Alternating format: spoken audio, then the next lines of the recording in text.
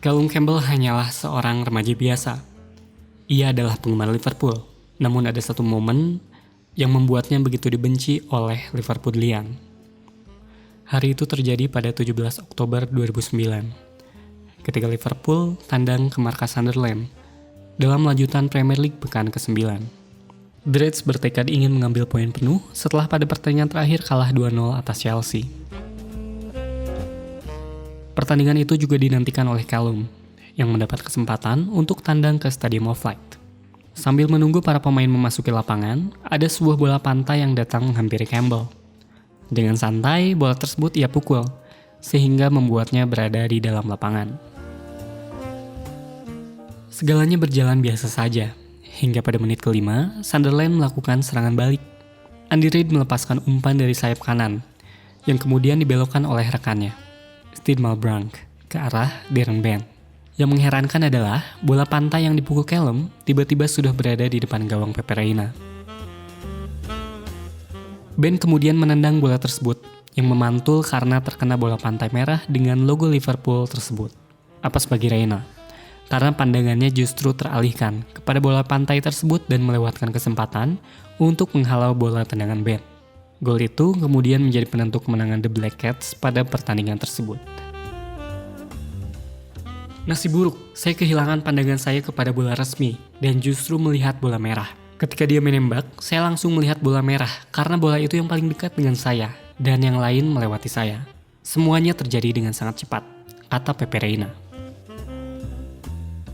Sebenarnya tidak ada yang tahu siapa yang mengakibatkan bola pantai itu bisa berada di dalam lapangan. Sampai pada menit ke-24, kamera televisi menayangkan replay ketika Callum memukul bola tersebut ke dalam lapangan. Sejak saat itu, semua orang sudah tahu siapa yang membuat Liverpool kebobolan. Itu adalah perbuatanku. Saya yang melakukannya dan saya yang tertangkap kamera. Saya minta maaf. Ini adalah mimpi buruk saya. Mimpi yang benar-benar buruk, kata Campbell. Bola pantai itu sebenarnya bukan milik saya. Para penonton memantulkannya di atas kepala mereka hingga bola tersebut mengarah kepada saya. Kemudian saya memukulnya dengan keras, dan setelah itu angin membawanya ke lapangan. Yang membuat Callum heran adalah tidak ada satupun yang menyingkirkan bola tersebut, baik itu Stewart atau Reina sendiri. Namun nasi sudah menjadi bubur. Apa yang dilakukan mengakibatkan tim pujaannya kehilangan 3 angka. Perasaan bersalah terus menghantui pikiran Callum, yang merasa kalau apa yang ia lakukan sebelum pertandingan tersebut seharusnya tidak memberi dampak apa-apa. Ketika sampai di rumah saya muntah. Secara fisik saya sakit dan itulah yang muncul sebelum adanya ancaman-ancaman pembunuhan yang muncul di internet sehari sebelumnya. Callum terus menonton pertandingan tersebut berulang kali, dan dia masih tetap tidak bisa mempercayai apa yang sudah ia lakukan. Ibunya berupaya untuk membangkitkan kembali psikis anaknya dengan terus menyebut kalau itu bukanlah kesalahannya. Yang bisa dilakukan Callum hanya minta maaf dan mengurung diri di kamar selama 2 hari. Jika berkaca dari laws of the game, gol Bent tersebut sebenarnya tidak sah. Karena ketika ada benda asing yang masuk ke lapangan, maka harus dilakukan drop ball. Akan tetapi wasit Mike Jones justru mengesahkan gol tersebut. Keputusan yang dibuat Jones membawanya harus menerima hukuman untuk didegradasi ke divisi Championship.